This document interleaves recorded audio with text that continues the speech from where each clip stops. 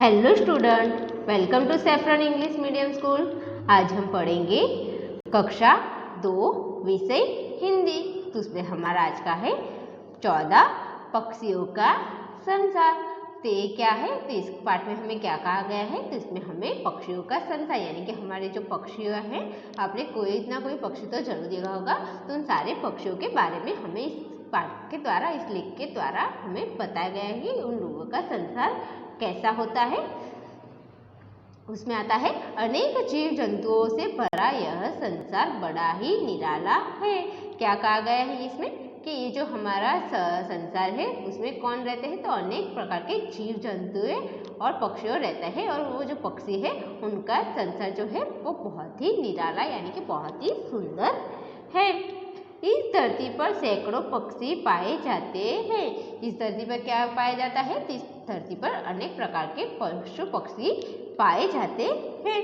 आकर्षक रंग रूप वाले इन पक्षियों की बोलियां भी निराली होती है। हमारे आसपास के जो पक्षी होते हैं वो कैसे होते हैं, तो उनका रूप जो होता है वो रंग रूप एकदम आकर्षित होता है और उनकी बोलियां भी बहुत ही निराली होती है।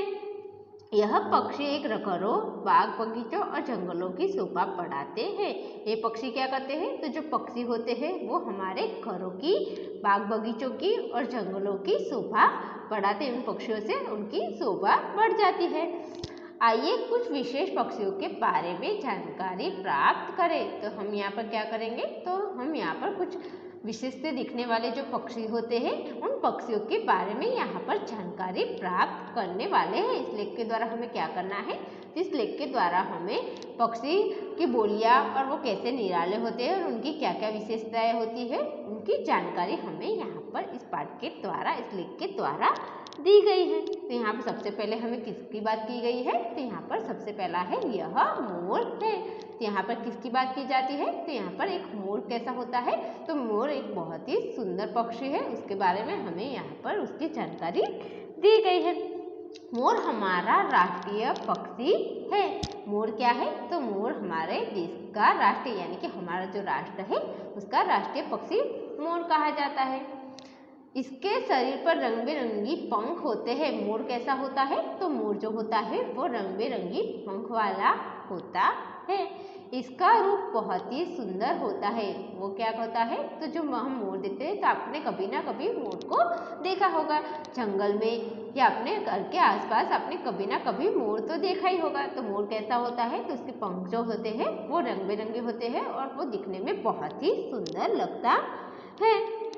मोर वर्षा ऋतु में पंख फैलाकर झूम झूम कर नाचता है। मोर क्या करता है, तो मोर जो वर्षा ऋतु है यानी कि बारिश की जब ऋतु आती है तब वो बारिश जब होती है तो वो अपने पंख को फैला देता है, यानी उसके जो पंख होते हैं उसको फैलाकर झूम झूम कर नाचता है। इसके नाच को देखकर लोग खुश होते हैं। जब हम मोर को नाचते हुए देखते हैं तो हमारा मन खुश हो जाता है, यानी कि लोग खुश हो जाते हैं। अब इसके बाद है हमारा नीलकंठ। तो नीलकंठ कैसा होता है, तो नीलकंठ यानी कि नीलकंठ जो पक्षी है उसके बारे में हमें यहाँ पर बताया गया। नीलकंठ को भगवान शिव का प्रतीक माना गया है।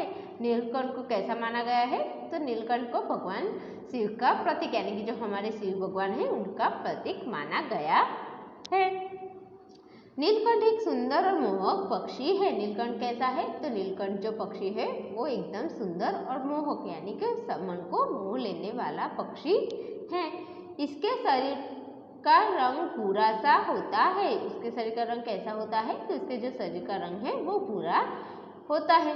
पेट पर हल्का नीला रंग होता है। वो नीलकंठ कैसा होता है, तो उसका जो रंग होता है वो थोड़ा भूरा जैसा होता है और पेट का जो हिस्सा होता है वो नीले रंग का और पंख गहरे नीले रंग के होते हैं। और पंख कैसे होते हैं, तो उसमें थोड़ा गहरा नीला रंग होता है। यह पक्षी बाग बगीचों, खेत खलिहानों और घरों के आसपास पाया जाता है। नीलकंठ हम कहाँ देख सकते हैं, तो नीलकंठ हम बाग बगीचे जो होते हैं वहाँ पर, खेत खलिहान यानी कि जो खेत होते हैं वहाँ पर और घरों के आसपास पाया जाता है। कोयल का रंग होता काला है। क्या कहा गया है, अब हमें किसकी बात की गई है यहाँ पर, तो यहाँ पर हमें कोयल की बात की गई है। तो कोयल का रंग कैसा होता है, तो कोयल का रंग काला होता है। इससे बाग बगीचों की रौनक बढ़ती है। कोयल से किसकी रौनक बढ़ती है? तो जब कोयल बाग बगीचों में होती है तो उनकी रौनक बढ़ जाती है। कोयल वसंत ऋतु में आम की डाल पर बैठकर गाती है। कोयल क्या करती है? तो कोयल जो होती है उसका स्वर बिल्कुल मधुर होता है और वो क्या होती है? तो जब वसंत ऋतु लग जाती है और जब आम आते हैं तो वो आम की डाल पर बैठकर गाती है।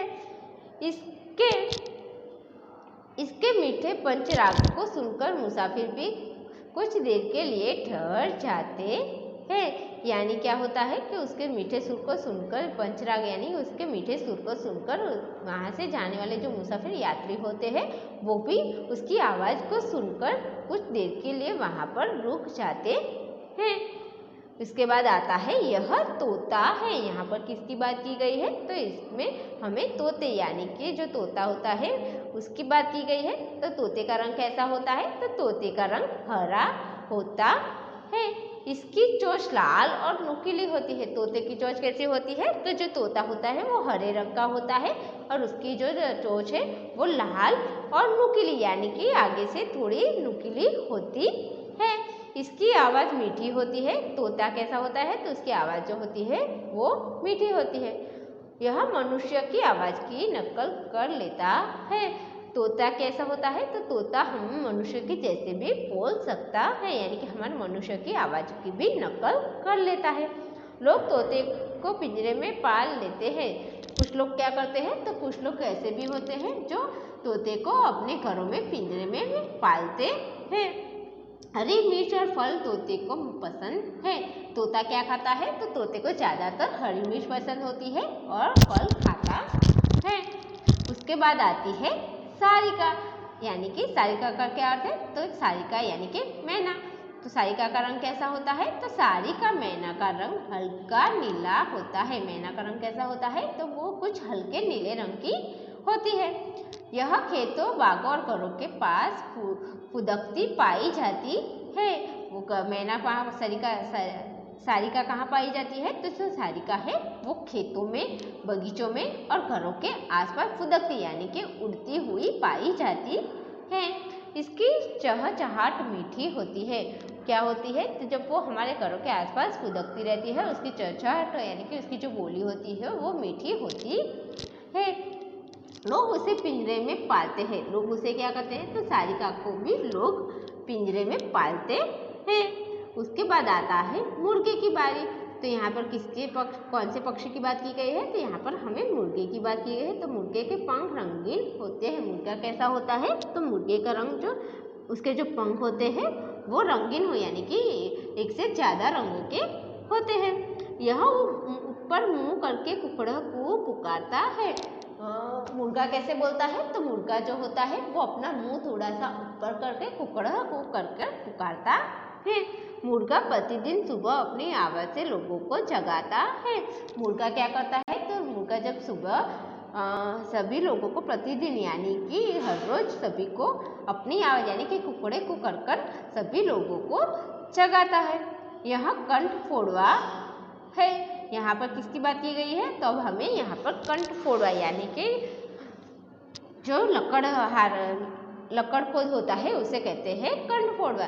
तो यहाँ पर उसकी बात की गई है। उसकी चोंच लंबी, नुकीली और मजबूत होती है। तो कंठ फोड़वा की चोंच कैसी होती है? तो कंठ फोड़वा की जो चोंच होती है वो थोड़ी सी लंबी होती है और नुकीली और बहुत ही मजबूत होती है। यह कुछ ही मिनटों में अपनी चोंच से लकड़ी में छेद कर देता है। क्यों, कैसे वो छेद करता है? तो उसकी जो चोंच होती है वो बहुत ही मजबूत होती है, इसलिए वो कुछ ही मिनटों में जो पेड़ की लकड़ी होती है उसमें वो अपनी चोंच से वहाँ पर छेद कर लेता है। इसका रंग लाल और बादामी सा होता है। कंठ फोड़वा दिखने में कैसा होता है? तो कंठ फोड़वा जो है वो दिखने में थोड़ा सा लाल और बादामी रंग सा होता है। इससे प्रकृति का बढ़ई भी कहा जाता है। यानी कि क्या कहा जाता है? तो उसे प्रकृति का बढ़ई यानी कि लकड़ियों का काम करने वाला कहा जाता है। उसके बाद आता है पपीहा। पपीहा एक चतुर और चालाक पक्षी है। पपीहा कैसा है? तो यहाँ पर हमें पपीहा की बात आ गई। तो पपीहा जो होता है वो चतुर और चालाक पक्षी है। इसका रंग रूप कुछ कबूतर से मिलता जुलता है। पपिया कैसा लगता है? तो पपिया दिखने में कुछ कबूतर के जैसा मिलते जुलता है, यानी कि कबूतर के जैसा ही थोड़ा सा दिखने में होता है। आकाश में बादल होते हैं तब यह पक्षी दिखाई देता है। पपीहा कब दिखाई देता है? तो पपीहा जो होता है वो जब आसमान में बादल होते हैं, यानी कि जब आसमान में बादल छा जाते हैं तभी ये पक्षी दिखाई देता है। लोगों का मानना है कि पपीहा पीहू पीहू की रट लगाकर बादल से पानी मांगता है। लोग कैसा मानते हैं? तो कुछ लोग ऐसा भी मानते हैं कि पपीहा पीहू पीहू, यानी पपीहा कैसा बोलता है तो उसकी आवाज़ पीहू पीहू करके वो बोलता है और पीहू पीहू की रट लगाकर वो बादल से पानी मांगता है। यह चील है। यहाँ पर किसकी बात की गई है? यहाँ पर एक चील यानी कि बाज की बात की गई है। यह बाज की जाति का एक शिकारी पक्षी है। चील कैसा है? तो एक शिकारी पक्षी है, वो अपने से दूसरे पक्षियों का शिकार करता है। उसकी चोंच नुकीली और पैनी होती है, यानी कि उसकी चोंच कैसी होती है? तो उसकी चोंच नुकीली और तेज, पैनी यानी कि तेज होती है। यह पक्षी गांव शहर सब जगह दिखाई देता है। ये पक्षी कहाँ पाया जाता है? तो ये जो पक्षी है बाज की जाति का, वो गांव में भी दिखाई देता है और शहरों में भी दिखाई देता है। इसका रंग भूरा मटमैला सा होता है। उसका रंग कैसा होता है? तो उसका रंग जो होता है वो थोड़ा भूरा और मटमैला, यानी थोड़ा सा गंदा हो, जैसे उस पर मिट्टी लगी हो, मटमैला वैसा होता है। चील अपने शिकार पर एकदम तेजी से झपट मारती है। चील क्या करता है? तो चील आपने देखा ही होगा कि वो आसमान में ऊपर जितने भी ऊपर हो वो अपने शिकार नीचे जब देखता है तो वो उस पर एकदम से झपट मार देता है। तो इस तरह से हमें यहाँ पर हमारा जो पक्षियों का संसार है उसमें सभी पक्षियों की क्या क्या विशेषता है, उनकी क्या बोलियाँ है, वो इस लेख के द्वारा हमें यहाँ पर बताया गया है। अब आगे हमें क्या करना है? तो यहाँ पर हमें कुछ शब्द के अर्थ, यानी कि यहाँ पर कुछ ऐसे शब्द हैं जिनके अर्थ क्या होते हैं वो हमें यहाँ पर बताए गए हैं। तो राष्ट्रीय का अर्थ होगा राष्ट्र का, मुसाफिर का यात्री, प्रतिदिन यानी कि हर रोज, बढ़ई यानी कि लकड़ी का काम करने वाला। तो ये कुछ ऐसे शब्द हैं जो इस लेख में हमें कुछ मुश्किल से दिखते हैं और उनका क्या अर्थ होता है वो हमें यहाँ पर दिए गए हैं। तो राष्ट्र का अर्थ होगा राष्ट्र का, मुसाफिर का यात्री, प्रतिदिन का हर रोज, बढ़ई का कि लकड़ी की काम करने वाला। अब बच्चों आगे हम पढ़ते हैं हमारे 14 पाठ का आगे का हमारा अभ्यास।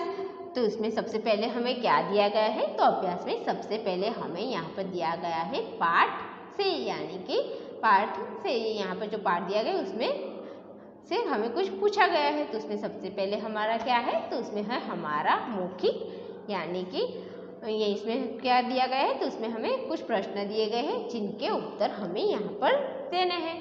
तो उसमें सबसे पहला है भारत का राष्ट्रीय पक्षी कौन सा है?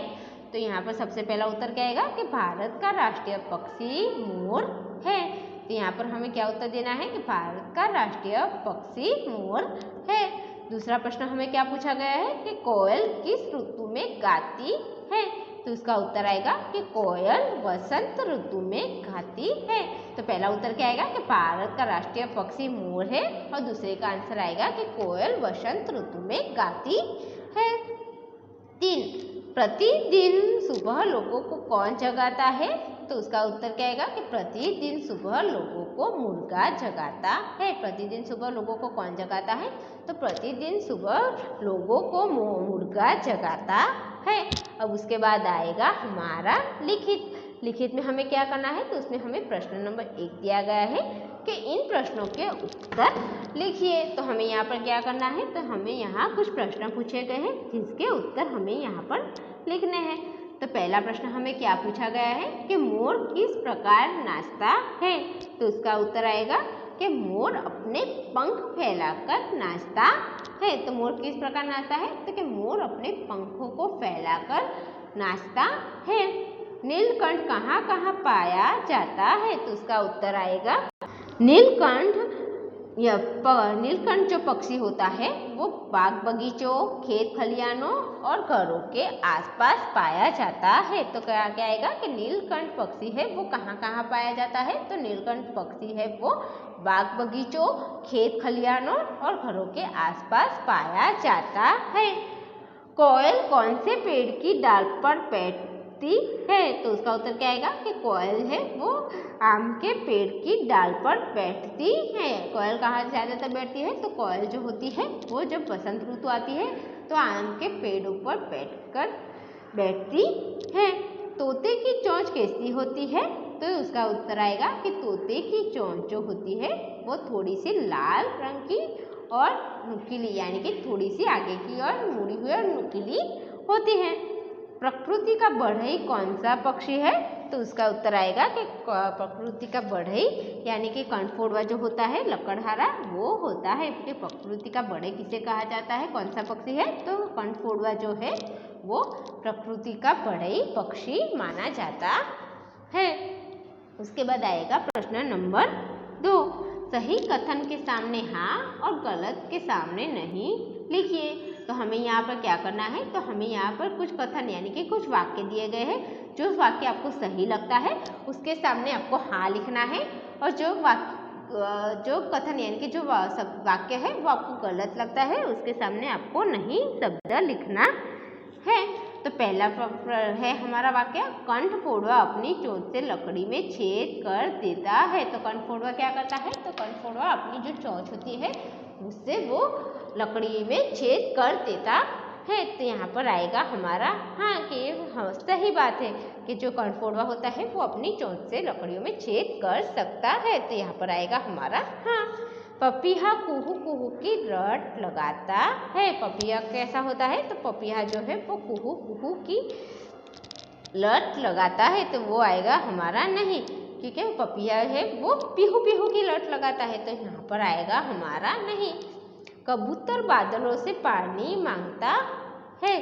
तो क्या आएगा कि कबूतर जो है वो बादलों से पानी मांगता है। तो नहीं, कबूतर है वो बादलों से पानी नहीं मांगता, बल्कि कौन पानी मांगता है? तो जो पपीहा होता है वो बादलों से पीहू पीहू की रट लगाकर बादलों से पानी मांगता है।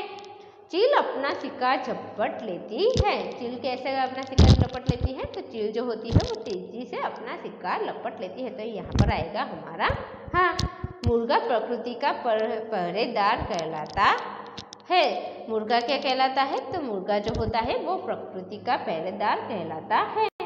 तो यहाँ पर आएगा नहीं। उसके बाद आएगा हमारा व्याकरण से, यानी कि व्याकरण में हमें यहाँ कुछ व्याकरण के कुछ यहाँ पर दिए गए हैं वो हमें यहाँ पर सीखने हैं, व्याकरण सीखना है। तो उसमें सबसे पहले आएगा हमारा प्रश्न नंबर 1। श्रुत लेख के लिए शब्द, यानी कि सुंदर लेखन के लिए कुछ शब्द हमें यहाँ दिए गए हैं वो हमें यहाँ लिखने हैं। तो उसमें सबसे पहले आएगा हमारा भारतवर्ष। तो उसमें सबसे पहले क्या आएगा? तो उसमें आएगा हमारा भारतवर्ष। उसके बाद आएगा आवाज़, सारिका, कंठफोड़वा, राष्ट्रीय पक्षी, मुर्गा, नुकीली, कोयल, पिंजरा, प्रतिदिन, शिकारी। ये जो सारे के सारे शब्द है वो हमें सुंदर लेख में लिखने हैं। उसके बाद आएगा हमारा प्रश्न नंबर 2। इन संयुक्त अक्षरों में से बने शब्दों को पढ़कर दोहराइए। यानी कि हमें यहाँ पर क्या करना है? तो यहाँ पर हमें आगे का एक जो संयुक्त अक्षर यानी कि एक अक्षर में दो अक्षर जुड़े हो ऐसा अक्षर। तो उसमें पहला है हमारा प्र। तो प्र से कौन सा शब्द आता है? तो प्र से आता है प्राप्त। तो कि झटपटा। तो श से कौन सा आएगा? श से तो आकर्षक। शा तो यानी कि शा में र जुड़ा हुआ है, यानी कि वर्षा। त्र यानी कि मिर्च। ट्री यानी कि राष्ट्रीय। तो हमें यहाँ पर कैसा दिया गया है? तो ये जो आगे का हमारा अक्षर है उसमें एक अक्षरों में दूसरा अक्षर जुड़ा हुआ है प्र, यानी कि प्र के साथ र जुड़ा हुआ है। तो उससे कौन सा शब्द आएगा? प्राप्त। ट्र यानी कि झटपटा।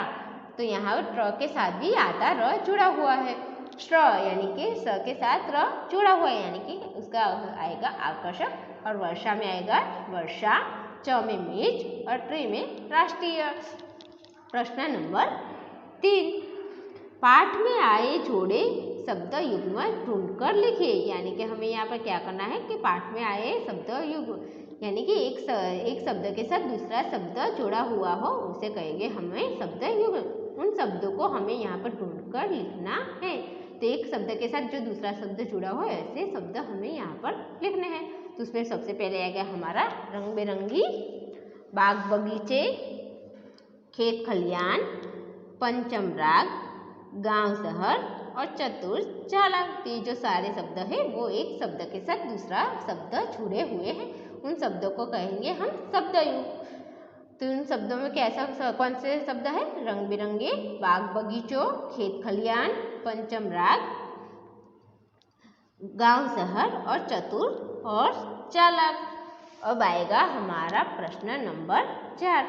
दी गई बोलियों में से इन पशु पक्षियों की बोली छाट कर लिखिए। तो हमें यहाँ पर क्या गया है? तो यहाँ पर हमें कुछ पक्षियों के नाम दिए गए हैं और उसके सामने हमें उनकी बोलियाँ दी गई है। तो हमें क्या करना है? तो यहाँ पर हमें जो कौन से पशु पक्षी हैं वो कैसे बोलते हैं वो हमें यहाँ पर बताना है।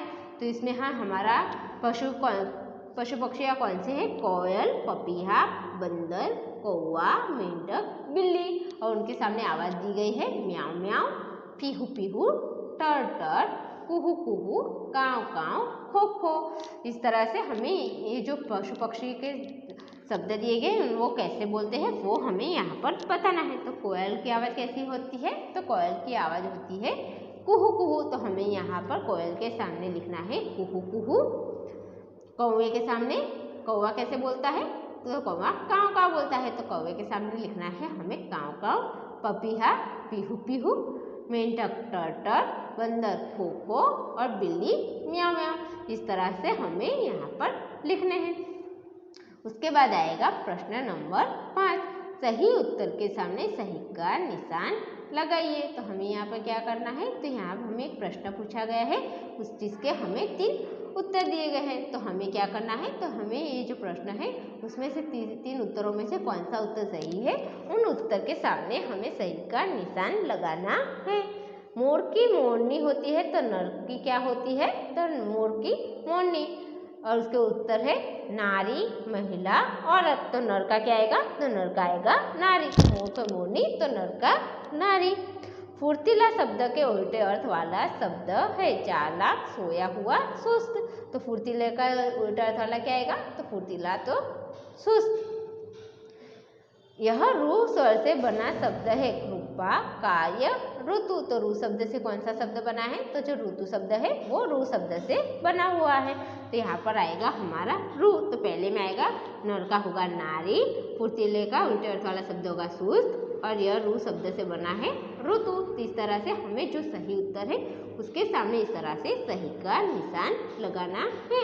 तो बच्चों ये जो हमारा पाठ 14 है लेख है हमारा 14 पक्षियों का संसार वो और उसका व्याकरण और अभ्यास यहीं पर पूरा होता है। Thank you.